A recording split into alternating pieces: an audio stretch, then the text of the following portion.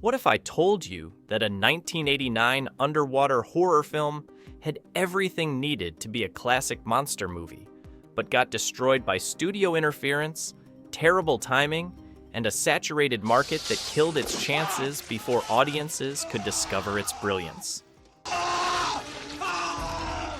We're going to take a look at a movie that boasted incredible practical effects and a stellar cast, got caught in the middle of an underwater sci-fi arms race, suffered from executive meddling that butchered its original vision, and ended up being dismissed as a cheap alien knockoff when it deserved so much better. Yes, it's time to explore why Leviathan was a magnificent creature feature that never got the chance it deserved. Now, before we dive into why this deep-sea gem sank without a trace, we've got to understand what Hollywood was doing with underwater horror in 1989. And trust me, it was an absolutely insane time for aquatic sci-fi on the big screen. Picture this. It's 1989, and every major studio is convinced that underwater is the new outer space. James Cameron had just blown everyone's minds with The Abyss, proving that deep-sea adventures could be both technically groundbreaking and emotionally compelling. Suddenly, every executive in Hollywood wanted their own underwater blockbuster. The result was complete market saturation. In the span of 18 months, audiences got hit with The Abyss, Deep Star 6, Leviathan, and Lords of the Deep. It was like the underwater equivalent of the asteroid movie phenomenon, except instead of space rocks threatening Earth, we had sea monsters, alien encounters, and corporate conspiracies lurking in the depths. Enter MGM, desperate to capitalize on the underwater trend, but working with a much smaller budget than Cameron's epic. They hired George P. Cosmatos, fresh off directing Rambo, First Blood Part 2, a guy who knew how to deliver action spectacle on a reasonable budget. The plan was simple. Make Alien underwater with top-notch practical effects and a great cast. But here's where it gets complicated. MGM wasn't content to let Cosmatos make his movie. Studio executives kept interfering, demanding rewrites, reshoots, and changes that diluted the original vision.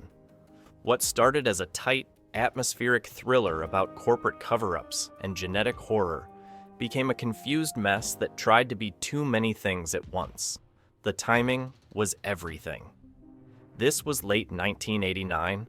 Audiences were experiencing serious underwater fatigue. The Abyss had already claimed the prestige position in the subgenre, and Deep Star 6 had beaten Leviathan to theaters by several months. The film was positioned as the third or fourth entry in a crowded field, rather than a unique take on monster horror. And that's exactly why everyone missed what Leviathan was really offering. A brilliantly crafted creature feature that got destroyed by corporate interference and terrible market timing. So what happened when Leviathan surfaced in theaters on March 17th, 1989? Well, let me put it this way. Critics and audiences took one look at this underwater monster movie and immediately dismissed it as a cheap cash grab riding the coattails of superior films. The reviews were brutal. The Washington Post called it a waterlogged alien ripoff. Entertainment Weekly gave it a D, saying it was all wet and the worst way.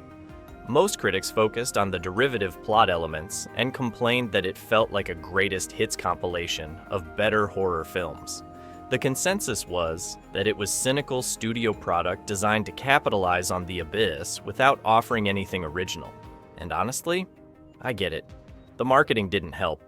The trailers made it look like generic monster schlock, emphasizing the creature attacks while downplaying the stellar cast and impressive practical effects work.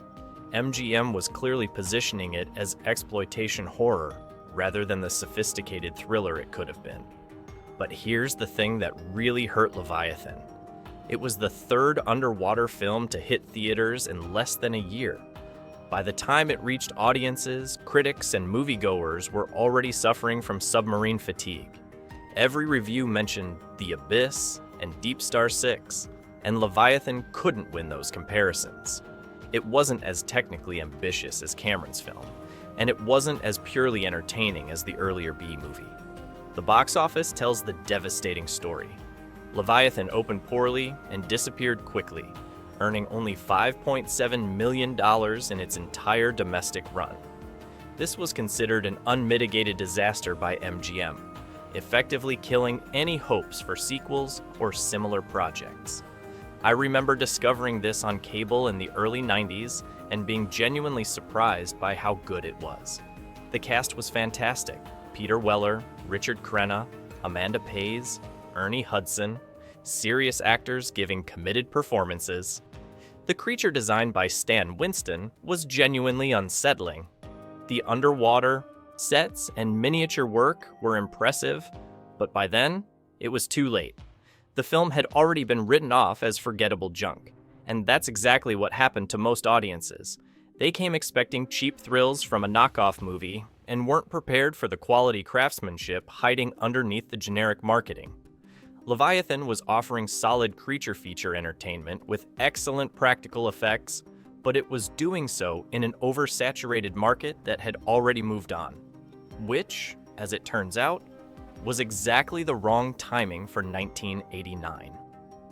But here's where things get really interesting and why I think Leviathan deserves a complete reevaluation. This underwater creature feature was actually a remarkably well-crafted horror film that got destroyed by factors completely outside its control. Let's start with the practical effects work. Stan Winston's creature design was genuinely innovative, a biomechanical hybrid that combined body horror with aquatic nightmare fuel. The transformation sequences were visceral and disturbing, using practical makeup and animatronics that still hold up today. This wasn't cheap monster makeup. This was top-tier creature work that rivaled anything being done in Hollywood. The cast was absolutely stacked with character actors who brought genuine gravitas to what could have been thankless roles. Peter Weller wasn't just cashing a paycheck.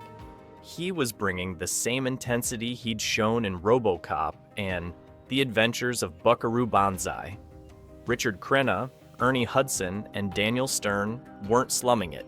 They were treating this material with respect and professionalism. But it gets even better when you look at the production values. The underwater miniature work was genuinely impressive, creating a convincing deep-sea environment on a fraction of the Abyss budget. The lighting and cinematography created genuine claustrophobia and isolation. The sound design was exceptional, using the underwater setting to create unique audio landscapes that enhanced the horror. The screenplay, despite studio interference, had some genuinely clever ideas. The genetic contamination plot was more scientifically grounded than most monster movies. The corporate conspiracy elements added real-world paranoia to the fantastical premise. The character dynamics felt authentic rather than contrived, with people behaving like actual professionals under stress rather than horror movie stereotypes. And here's what really gets me. The film's approach to horror. Rather than relying on constant jump scares, Cosmatos built genuine tension through atmosphere and character development. The monster reveals were carefully paced, the body horror elements were used strategically rather than gratuitously, and the underwater setting created unique opportunities for claustrophobic terror. The action sequences demonstrated real craftsmanship. The underwater chases and creature attacks were clearly choreographed and expertly executed. The practical effects work during the transformation scenes was genuinely disturbing. The final act delivered satisfying monster movie thrills while maintaining the claustrophobic atmosphere that made the film work. Even the thematic elements were more sophisticated than typical creature features. The film was exploring ideas about corporate responsibility, environmental contamination, and the consequences of unregulated experimentation. These weren't just random horror elements. They were legitimate concerns about industrial pollution and genetic manipulation that felt relevant and urgent. The technical achievements deserved recognition. The underwater photography was genuinely challenging. The creature work required innovative techniques, and the miniature effects created convincing scale and depth. This was serious filmmaking being applied to genre material, but The market conditions prevented anyone from appreciating the craftsmanship involved. Leviathan wasn't just trying to copy Alien. It was attempting to create a unique underwater horror experience that combined creature feature thrills with legitimate production values and serious performances. The film succeeded in those goals, but external factors prevented audiences from recognizing its achievements. So why did everyone miss the quality that Leviathan was offering? Simple. The market was oversaturated and audiences were experiencing underwater fatigue. Think about what moviegoers had already experienced by March 1989. The Abyss had set the gold standard for underwater science fiction with cutting-edge effects and emotional depth. Deep Star 6 had provided straightforward creature feature entertainment with decent practical effects. By the time Leviathan arrived, audiences felt like they'd already seen everything the subgenre had to offer. The late 80s market mentality made it impossible to appreciate what Leviathan was really providing. This was the era of high-concept filmmaking, when studios wanted simple elevator pitches and clear genre categories. A film that combined creature horror with corporate conspiracy while featuring serious actors in a B-movie premise was too complex for marketing departments to handle effectively. Genre prejudice created additional barriers.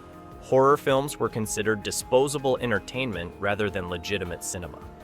The fact that Leviathan was genuinely well-made didn't matter to critics who had already decided it was exploitation trash. Underwater settings were seen as gimmicky rather than atmospheric. Creature features were dismissed as juvenile, regardless of their production values. The release strategy was fundamentally flawed. MGM positioned Leviathan as a quick cash grab rather than quality genre entertainment. The marketing emphasized generic monster movie elements while downplaying the stellar cast and impressive craftsmanship. The film needed time to find its audience, but the studio dumped it into theaters and abandoned it when immediate returns were disappointing. Competition from The Abyss created impossible expectations. Cameron's film had redefined what underwater science fiction could achieve, setting a technical and emotional standard that no mid-budget creature feature could match. Leviathan wasn't trying to be The Abyss, but every reviewer and audience member was making that comparison anyway. The timing was just all wrong. Leviathan needed to arrive either before the underwater trend began or after audiences had time to miss the subgenre. Instead, it got caught in the middle of market oversaturation when even good films were being dismissed as derivative. The film deserved to be judged on its own merits, but market conditions made that impossible. But here's the beautiful irony. Everything that made Leviathan seem derivative and worthless in 1989 has been vindicated by time and changing audience preferences. We're living in an era that appreciates practical effects craftsmanship. When horror fans celebrate Stan Winston's creature work, when collectors pay premium prices for 1980s monster movies, when filmmakers like Guillermo del Toro cite practical effects as superior to CGI, they're validating exactly what Leviathan offered. The film's creature design and transformation sequences are now recognized as examples of Winston's excellent work. The cast performances have been re-evaluated by genre enthusiasts. Peter Weller's commitment to the material, Richard Crenna's professional intensity, and the ensemble's chemistry are now appreciated as examples of serious actors elevating B-movie material. The film demonstrates how quality performances can transform generic scenarios into engaging entertainment. And the production values? They're not embarrassing anymore. The underwater miniature work looks more convincing than many modern CGI environments. The practical creature effects are more visceral and immediate than digital monsters. The film's commitment to physical reality creates a tactile quality that contemporary audiences find refreshing.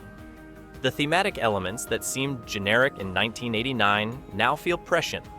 Corporate cover-ups, environmental contamination, and genetic experimentation are more relevant than ever. The film's paranoid atmosphere about industrial pollution and unregulated research feels unfortunately contemporary. Even the derivative elements work in the film's favor now. Genre fans appreciate films that successfully combine familiar elements rather than dismissing them as unoriginal. Leviathan's blend of alien structure with underwater claustrophobia is now seen as effective genre synthesis rather than shameless copying.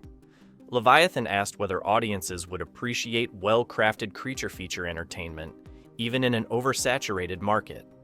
The answer in 1989 was no, but modern genre fans have embraced exactly the kind of practical effects horror that the film provided.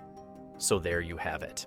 Leviathan, the movie everyone dismissed as a cheap knockoff, was actually a well-crafted creature feature that got destroyed by terrible timing and studio interference.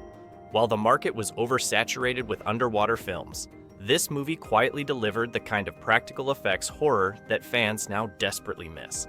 Thanks for watching. Hit that like button if you think Leviathan deserves more recognition, and let me know in the comments. What's your favorite underrated creature feature?